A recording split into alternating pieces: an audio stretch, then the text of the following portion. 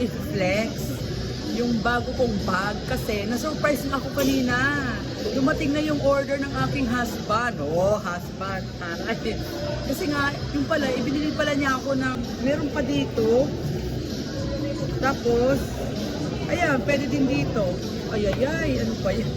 So in short, marami siyang pwede mapaglagay ng mga parts. Ngayon, paano ba to? Anong gagawin ko dito? Ito pa, oh, ayan, oh, meron pa siyang tanggalin ko na para makita niyo. Yeah, thanks daddy. Thanks darling. Na-surprise naman ako. Grabe na to. Teka muna, hindi ako marunong nito. Paano ba to? Wait lang, B. Okay. Paano? Ganito. You're just breaking the paper. Ay, hindi tanggalin natin yung paper. Wow. Wala. Ang ganda.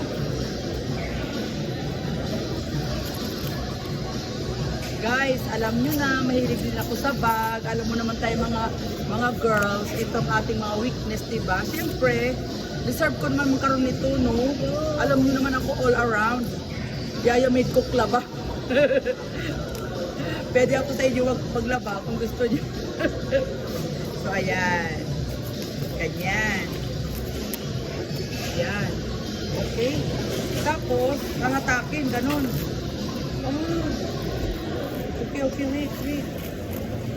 Alam. Oh, yan. Magiging ganyan na siya. Right, Tara. Excuse me, teka. Nag-flex ako.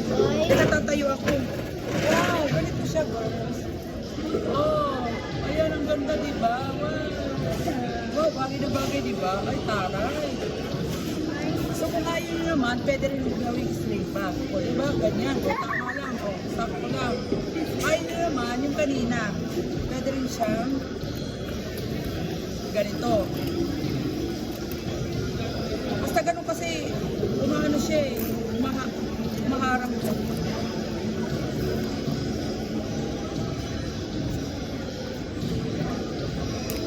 Ay, ang ganda. Sobrang ganda. Pati yung kulay. I like it. I love it. Ayan. Ayan na. Oh.